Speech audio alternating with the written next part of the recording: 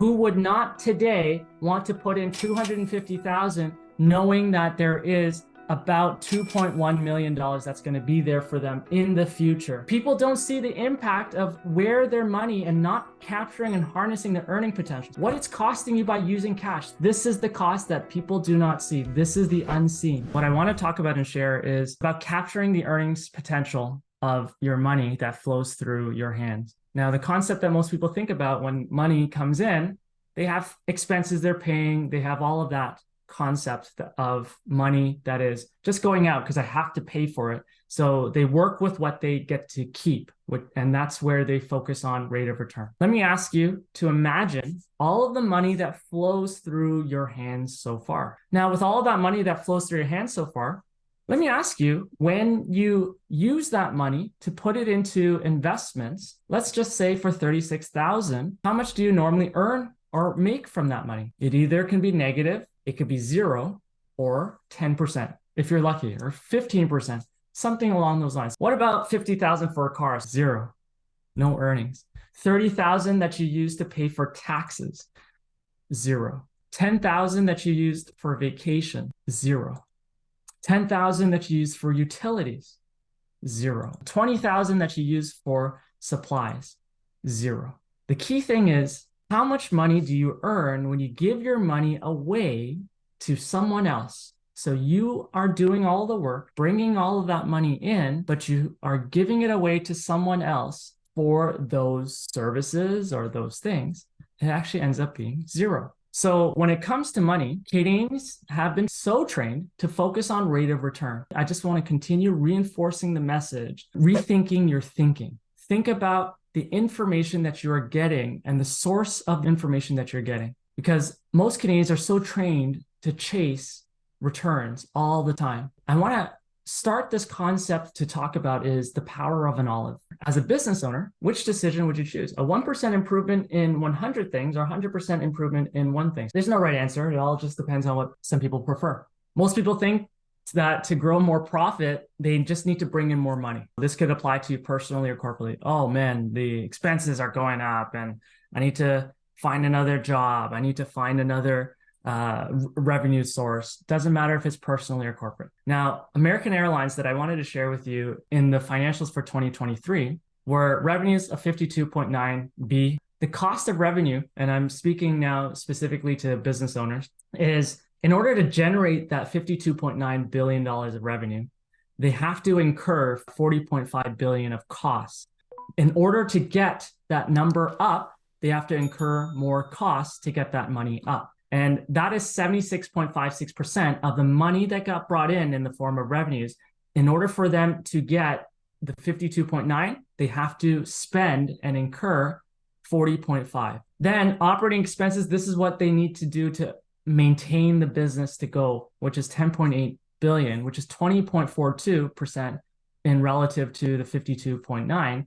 So the net profit in terms of dollars, if we look at the margin of money that they get at the very end, is 3%. Everyone else is taking your money. And what's being left behind is how much basically you get to keep. And what most people focus on is then from this 1.6 billion, how can I invest this money and get the 0 return, the negative return, the percentage return of 10%, which not everyone can do.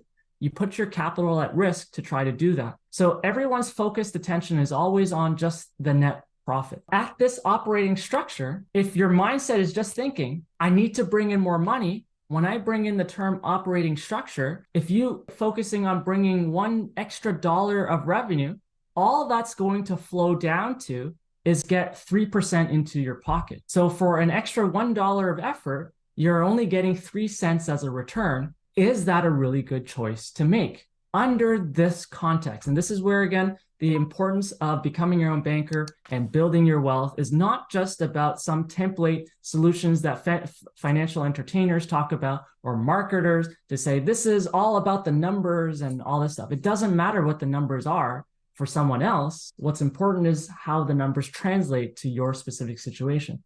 If your business operates in the same percentage operating structure as American Airlines, where at the bottom line, the final net profit margin is 3%. Every dollar you make in revenue, after paying everyone else, you only get 3 cents of it. So that's not a really good, smart approach to do it. But if you focus on something like operating expenses, for every dollar saved goes straight to the dollar bottom line. So for $1 that you make a cost cut for or an adjustment for, it goes straight to the bottom line. So this is why it's so important to review the structure of your business, the structure of the income, the structure of where your money is going, and to find opportunities to save more money instead of making more money. Now, in the 1980s, Robert Crandall, CEO of American Airlines, what he did in terms of this impact was just to remove 1 olive from each salad served in first class.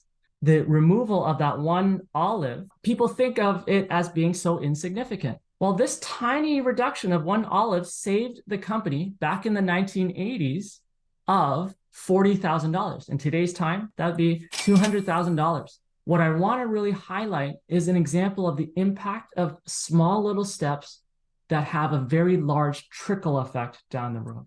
So the impact of 1%. And imagine if it gets compounded. So everyone thinks of 10% of 100,000, that's $10,000. And that's based on the 100,000 on what you work on, what you keep, and you're trying to get 10% on that. And that's only going to translate $10,000. And the probability of getting that 10% is much harder. Whereas what if you focus the energies on 1% and the impact on if you bring in the volume of dollars of 1 million, which would be 10,000, or 1% on the volume of activity of 10 million, which would be $100,000, or 1% of the volume of 100 million, which would be 1 million. Capitalizing on the volume of activity can be more impactful than the rate of return. So are you capturing the earning potential for the money that flows through your hand? And now I want to share with you a client of mine. Peter's 45 years old, and he's a successful business owner. He's in the manufacturing business. Now, it could be any business in terms of the concept that I'm talking about, but the concept specifically where I'm sharing with you is a manufacturing business. He's an owner-operator. Without him, his business doesn't work. He actually really needs to deal with it. And for those of you who are in manufacturing, understand that it's very capital machinery intensive. He needs machines that he has to buy. And from the purchase of the machines, he then flows his orders through it. And that's kind of essentially what capital intensive business are, whether it's farming, whether it is storage or whatever. There's a high ticket price for that specific item. And that's what's generating the revenue.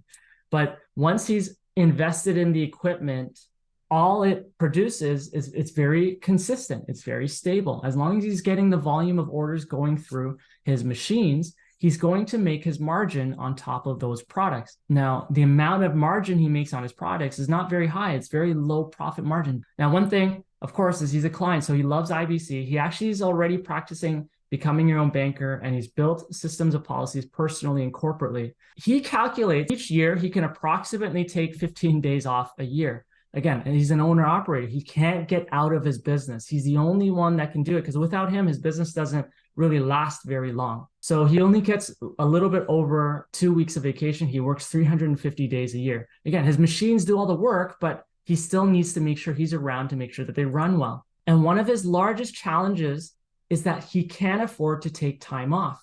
So there's a lot of actually risk on him because if he doesn't work, he doesn't bring in money. And if he, for God forbid, if anything were to happen to him, then a lot of the situations around his income and his cash flow, his confidence on it, and money that he brings in is going to take a large hit. We have no idea what that is. So his largest concern also is he doesn't know with today's economic climate what his financial future looks like. There have been uncontrollable government policies, increasing taxes and inflation, rising interest rates. He doesn't enjoy putting his money and gambling it in the stock market. Now, some people can make quite good money in the stock market depending on if they're trained, but some don't like that discomfort, especially if he's reaching a point of when he wants to retire. So in his business, he has cash of $400,000. He has accounts receivable. What accounts receivables are is that I will make sales, but I'm giving it to you on credit. So I haven't received cash in. So it's kind of like an IOU of $200,000. So that's $200,000 of cash that is eventually going to come into him, but he just doesn't really know when, unless but his terms were about 30 days.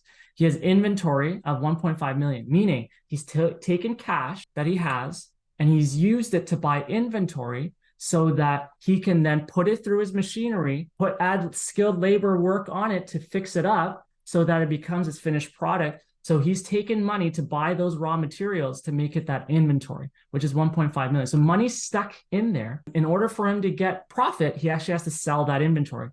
Prepaid expenses, land and equipment, so on and so forth. So his total assets is 2.4 million. Now, accounts payable is actually bills that need to be paid.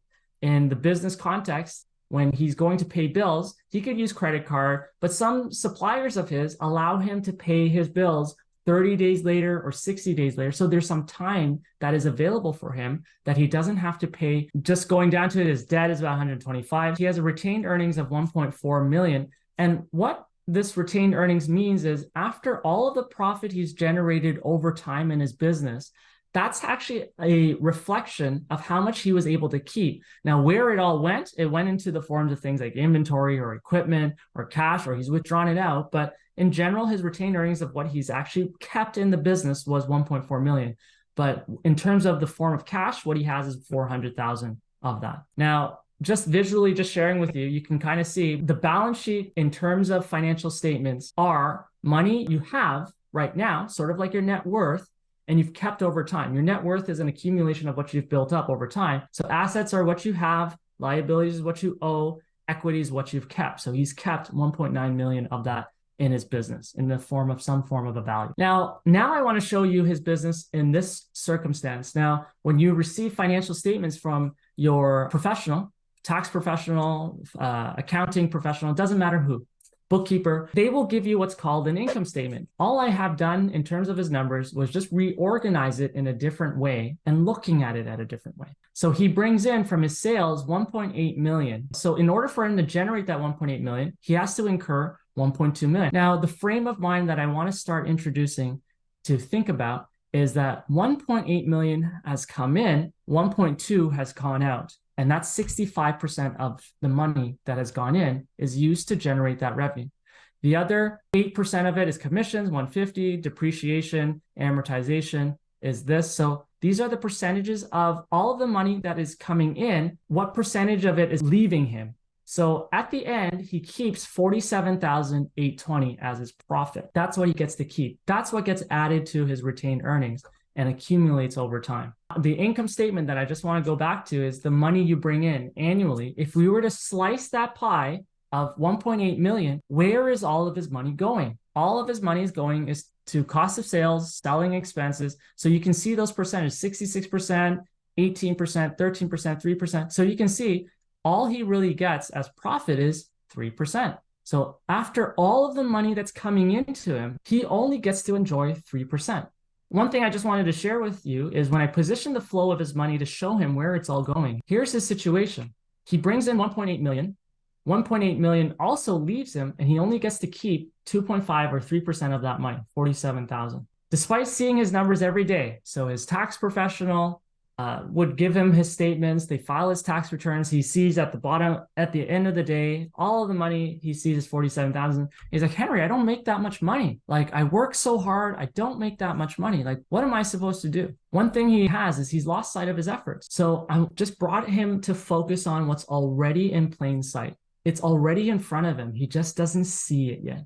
So I want to bring him something. For that 1.8 million, he brings in only what's left that he keeps is 47,820, and he was actually pretty deflated for it. And he already has a corporate policy, and the corporate policy was actually for the purposes of recapturing debt and leaving a legacy. And this is where he shares his frustration. He's comfortable sharing that with me. So we have these type of conversations. So as his coach, I challenged him, and I just made him rethink his thinking. He already brings in, he handles 1.8 million in money. What if he could capture that earning potential? What if he uses that money that he brings in differently? The profit to his business is 47,820.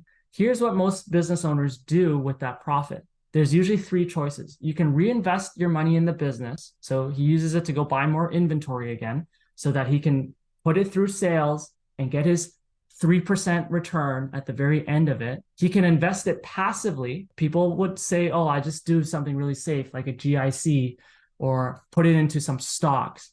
Or he can withdraw it personally. Again, I want to rethink your thinking to begin unpacking and identifying the way that capital comes into your company. After you've identified all of the money that's come into your company, where do you deploy the money? One thing I want to highlight is of those three choices, the way that he receives his capital can make an extremely big difference because the Tax Act is designed to tax specific ways of capital in a different way. So I want to introduce and share with you just a little bit of a concept here related to that flow. So there's active business income, which is basically second generation. His profit that he makes is second generation. What does he do with that profit? He can put it back into his business, which is route one, and he can use it to buy inventory. He can save it up to get more equipment. In this case, he's actually either going to buy more equipment in the future, or he is going to actually acquire another business. But right now, his strategy is actually to pay down his debt, which was what he was focused on. The other option is property source. So again, using something like a GIC. The third is withdrawing it personally. If you put it into your active business, you're taking that second generation income, you generate that return. So in his case, he would generate a return of 3%, and that's still getting taxed at what's called an active business rate, which is 12%. The second example is he could keep the money in the business and use his business to invest it into some product like a GIC. But what the government has designed is rules for companies that if they invest in passive sources like GICs, properties, that gets taxed at 50%. Or you can withdraw it personally. And in Peter's case, he was already in a high income bracket and he was getting taxed at around anywhere from 30 to 45%. So if he were to withdraw the money personally, he would get added on that extra income that is getting taxed at 40 to 50% because of marginal tax rates. So the location of where he's putting his money has these various tolls that the government has set up, but which toll do you take that is in your best interest? This is the important route to understand. For him, doing one very simple change can implement and maximize IBC in one spot. So by putting IBC, his policy in his first spot, we can change how he redeploys his money and what he does with it. So that was actually one of his first policies we've implemented to help his business repay some of his debt to gain more return, at the same time, pay less taxes in that tax territory. So again, he's staying in the 12.2%. That's the only routes he has. But to help him get further financially, he could save interest by putting a policy, recapture his debt so he pays less interest and he can gain more return. Property sources, 50%. It's the same thing. It was one really simple change. Knowing what is clear about where his money is going and what he wants to be able to do, he now is focused on what he is already doing, except he just wants to become a dedicated banker even more. He's investing more of his time to become his own banker. You may think that you have one policy, your job is done, and he's already practicing the process of banking in the form of using it to recapture his debt, but it hasn't completely solved his financial journey of working like a slave in his own business. If he diverts his energy to some of it focused on becoming a more dedicated banker to his system, well, he's going to start capturing or recapturing the earning potential of the money that is leaving him, those expenses. So what does that look like? First of all, let's first understand taxes. Paying his taxes is a small example on recapturing mandatory tax payments collected from individuals and corporations by a government entity to fund government activities. A government activity, or the government will share that it's for services, but I don't think we get any choice in how they actually spend it, whether they should cut it down or anything like that, is to fund government activity. In one example, let me show you how using IBC can help him with recapturing expenses, because taxes he has to pay. The more he makes, the more he will pay, but he has to pay it. And most people right now will think about, I'll just pay it when the time comes. For him is in June of each year, he'll just pay it in cash from the money that he brings in, and he just pays it. So he's missing an opportunity here. And one thing I want to make sure that you know, there's no legal way to get him out of paying the taxes. Else, in the government's eyes, it would be considered illegal and theft for them. So no matter what, each year of that 1.8 million money that he brings in, the government is taking $30,000 away from him in taxes. Again, there's no way to go around that. There's definitely professional tax planning strategies that we talk about and things that can decrease this number, but ultimately there's no way around that. Add to the fact that, now the government has enhanced their ability on alternative minimum tax. So he can do what he's already doing, which is set aside $30,000. Now, I just want to reintroduce the concept of the fact that where does that money reside? It's still residing at a commercial bank. He is missing the small nugget here of being the banker in his family on this specific element of his cost. So for the year in cash reserve to pay taxes in January, each new year. Now, the other option is, or fill the money in his banking system first and then pay the taxes. If you flowed the money in through your policy first and used it to pay for the taxes that you need to pay, would the situation be different? Well, so what would be the best approach to this situation? Because I have the cash. Why should I borrow from my banking system and incur interest? Why would I do that? I want to share with you as a very simple example why it's important that you want to consider using your money in your system to pay for your taxes. Money's already leaving him. So take control into his own hands. And if you depend on the white knight and your voting that you get, maybe that will save you to pay less taxes or remove taxes. But that doesn't look like something he can control. So it's not in terms of the means of the fact that he has to pay taxes. We can't change that fact. That fact is true. This was his policy that we newly introduced into his corporate environment, which was an annual premium of $50,000, and that required is $11,500. That EDO is $38,499. And the cash value on his policy increases 16.21 per day. By the way, he's in his journey, actually in his second year of his journey on this process. But in his first year, 16.21 per day, 18.7 per day. So if we change the way he pays for taxes instead of his current way of paying for it by building up a fund in some other person's bank and then paying it out, what if we change it in that way? So we're going to practice the process of banking.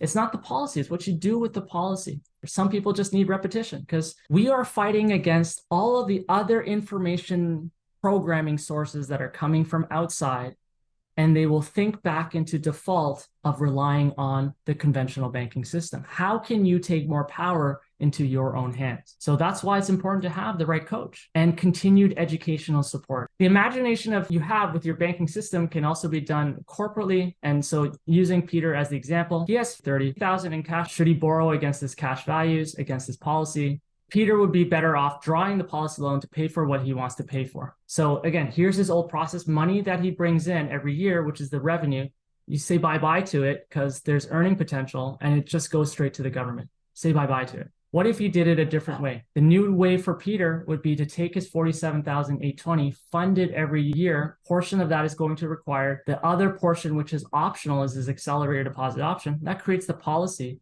He draws the policy loan to pay the government.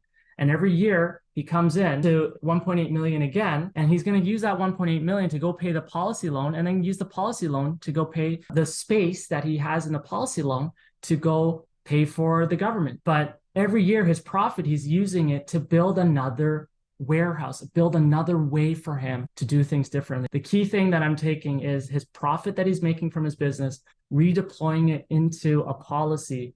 But the money that he brings in is still going in and out. The first portion of what he's going to use it for is to pay taxes. Preserve the cash for next year to capitalize the system with premiums. So he wants to use $30,000. Where should he use the money? If we kind of look at that comparison, the first one is his banking system. He has $30,000.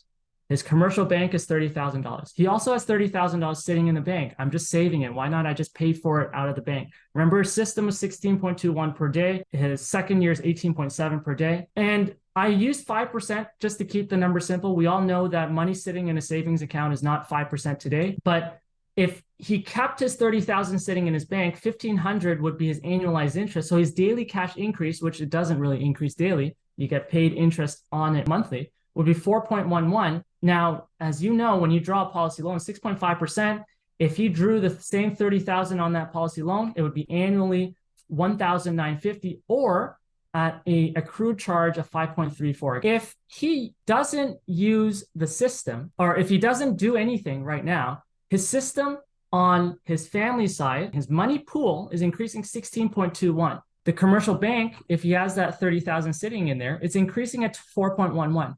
We can already see on a daily basis that pool of money is growing more at a pace than where it's located. Same money, just different location, is growing at 12.1%. Now he uses the 30,000, but the one over here where he's using it, you can see the commercial bank side, it's gone. It's zero now, right? But on the left side, Peter's side, he still has 30,000 sitting in his bank.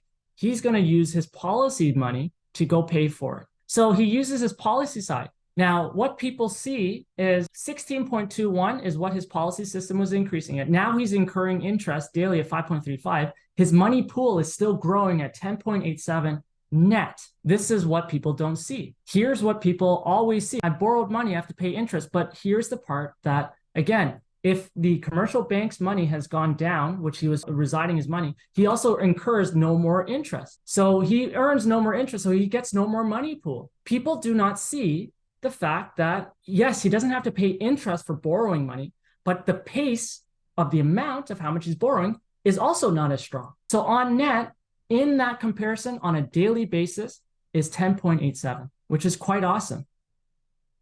What if he did it in the second year? So now he's taking the 30,000 that he has and he used some of it, he saved it, he preserved it to put it into his policy for that second year's premium. Because the concern that people have is always, oh, why shouldn't I pay for cash? Well, I'm going to keep my cash so that I can use it because it's a finite resource that I bring in every year, but I'm going to put it into my policy next year. What's the impact of putting that money into premium next year? It increases the pace of that difference. Again, let's say it's replenished in the commercial bank at 30,000. So instead of 1 year now being 12.10, this year, if we assume interest rates are the same, he's just made a daily difference of $2.49. Now, $2.49 over 365 days is an extra $908. It's nothing to sneeze at, but the key teaching point that I want to highlight is you are preserving the resources and putting it in a financially guaranteed place to help grow the pace of your cash values. Because what? It increases every single day, because cash value by age 100 must match the death benefit. Let's not forget, he also gets a growing tax-free death benefit by putting that money into his system. And back to being in financial control. Again, how he uses it will help him get better financial control. Use the policy loan to pay your taxes. So whether you have a policy, a system of policies now in your corporation, this can be an inspiration to see the value of intentionally using it. Where you use it is also powerful. So let's look at Peter's situation when he uses his new policy to recapture more than just paying taxes. What if he starts doing it for more than just one expense? Money going out in expenses now being recaptured and the policy loan available from placing EDO each year. So that required premium, non-negotiable, you want to make sure you pay it. You're keeping your business, your expansion branch alive by funding that. So here's that annual money in. He's putting in his accelerated deposit option, $38,499. Here's what happens when he puts it in. He gets more as a policy loan to access, $39,951.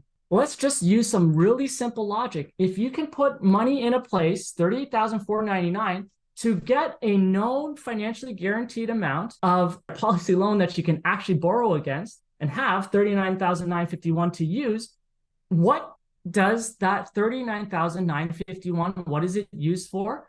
I'm just using this as an example to keep it simple, but the ones that I've highlighted in all of his expenses, I've highlighted all those expenses that he has to pay and it's being recaptured, and it's $34,360. Let's just assume, normally, he'll probably capture another 5,000 of his postage, but to keep the visual simple, all I did was he took his policy loan and pre-funded it into his policy to again use it for those specific expenses. So he has 17 expenses that he pays: a cost of goods, commissions, depreciation, amortization. So there's 17 of them. So in his first year immediately, he already gets to control the process of how he pays for 5 of those expenses. That's 29% of it. And if we look at, again, 38,499 to 39,951, that's a 4% increase just by using his family banking system. And he's already captured 29% of those expenses. I just kind of wanted to share with you, here's his first year putting in the 38,499. Here's the amount of money that is coming out. He's capitalizing his system. And right, again, it's not like real estate where you have to dump in a lot of money to do renovations or anything of that nature. As soon as he puts the money in, he will get access to it. So here's an example. He gets access to that liquidity. He's capitalizing his system. And what's the impact of capitalizing his system? By using the accelerator deposit option, the accelerator deposit option is going to actually immediately get put to work. He puts in the 38,499. Here's how much extra death benefit, tax-free, that he's going to leave behind for his family of 119,860. That's an extra death benefit from what he started with. And that also, because it's in a corporate environment, when a policy is placed in a corporation, you have two ways to get money out of a company, a salary or a dividend. Well, if and when he passes away, he gets to allow his family to withdraw money out of his corporation, not through a salary or a dividend, but through what's called a capital dividend. And that is taxed at zero. So he can help his family now with that 38,000 get out 70,000 tax-free. That should be extremely exciting. You put in 38,000, someone else in your family is going to be able to draw money out of that asset of your company that you built, 70,000 tax-free in the form of a capital dividend. And this is the impact on his death benefit. His death benefit was starting 955,000. It increased to 119. So now he has over $1 million of death benefit just by placing the accelerated deposit option. Just by placing the accelerated deposit option, he can also draw out and set up a fund. This is the other fund that his money can come out of his company tax-free, not in salary, not in normal dividends, but as a capital dividend. So that was 955, adding the 70,469. But let's take a look at the impact, because the policies get better as we get a better tailwind, as we keep the policies alive longer, right? You put in the same 38,499, and here's the impact on his policy loan that he can take in his second year, which is 43,074. And with that extra policy loan, he's now able to capture more of his expenses and using it. And in this case, first, his money has increased from the 38,000 that he puts in. It's increased in terms of what he can use by an extra 12%. Now he's able to capture 8 of the items. Before it was 5 of the items. Now he's captured 47%. This is the territory that we are working on. Now he's currently actually in his second year. He's gotten to his territory of those expenses. And now he's flowing that through his system and capturing the earning potential on that. Now captured 12% earning potential on his money, right? And if we look at the capitalization effect, he's so far now, first year's put in 38,499, so it's 76,997. And as the money that he's used is 83,026. That's an extra, 7,000 of extra money that he's used to help give him, he's used the steamroll to help him get further ahead. Now let's look at year 2, what the impact of him putting EDO again, what that did in terms of his family banking system. Specifically, his death benefit increased another 119,630. And the amount of money has increased another 70,000 that he can help his family draw out from his company tax-free, again, without salary, without dividend, through a capital dividend. And his death benefit now has increased from 955 with an extra 239 on top to almost 1.2 million. And same with the amount of money that comes out. Here's what the outlook looks like each of those steps along the way. Third year, he puts in the same 38,499. And then now the capital that he can borrow as a form of a policy loan is 46,978. Who wouldn't want an extra $8,000 for putting it in just for doing something that's already designed great for you? And in that case, in the expenses, now he's captured another 2. And in that perspective, it's now 59%. So he's put in 38,499. He gets an extra access of money, 22% extra access, and he's captured 59% of the items now. And his cumulative amount of money that he's put into the system is 115,000, and it's brought up to now 130,000 of money that he's actually be able to access through those 3 years over time.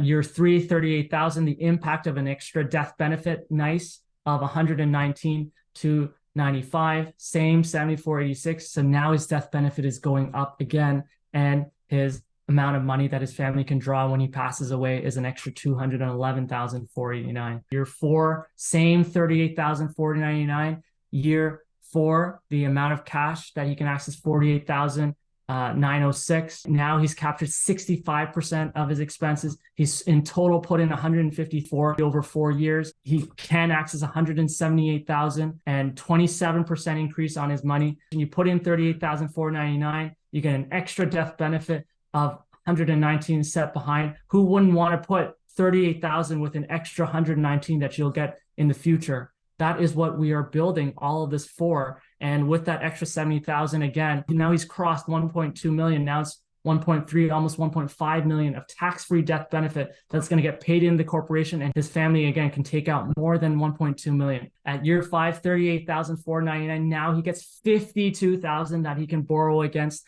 to go recapture some more expenses. So how much more does he recapture? I think you get my point. He's now captured 13 of the 17 items, which is 76%. He's put in 38,499 for 59% increase of his money, or 76% of expenses captured, with a cumulative amount so far after 5 years of putting into his policy, 192,493. And instead, he gets out in the form of a policy loan, 231,157. This only gets better. And there is no concern about what's happening in the stock market, because if money goes into his policy, he follows the same behavior as a policy owner. He will recapture his expenses. And this is where implementing the process of becoming your own banker, with intentionally practicing the process of banking, working with his coach, me, to focus on harnessing the earning potential on the money that is leaving his company in expenses, and assuming the fact that Peter doesn't understand the importance of becoming your own banker,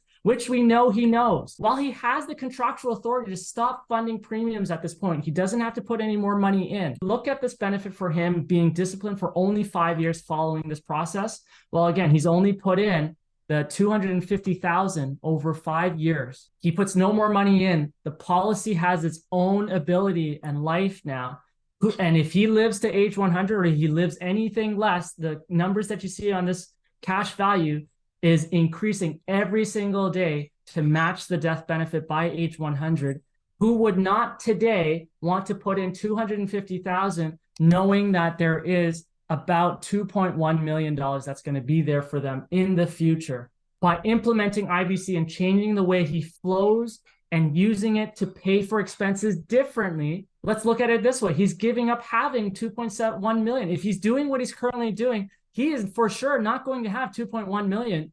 But if he's following the process of becoming his own banker and being a better banker for him and his family, and all of what I just shared with you was just to stop funding premiums. People don't see the impact of where their money and not capturing and harnessing the earning potential. What it's costing you by using cash. This is the cost that people do not see. This is the unseen. So what's the impact of sending your money away over time? Using Peter's banking system as the example, on the journey to capture 79% of his expenses, he's paid 50,000 over 5 years, or 250,000. He uses that as ammunition. The premium is his ammunition. He harnesses the 250, uses it properly to capture all of his expenses. If he didn't do it this way, he would be giving up 2.175. If we look at this logically, this is the impact of time. By not putting this 250 into a policy system and recapturing his expenses, he's giving up 2.1 million in the future. You have a trusty machine and a warehouse of money that gets better with the premiums you feed it, that helped you take financial control in the first place.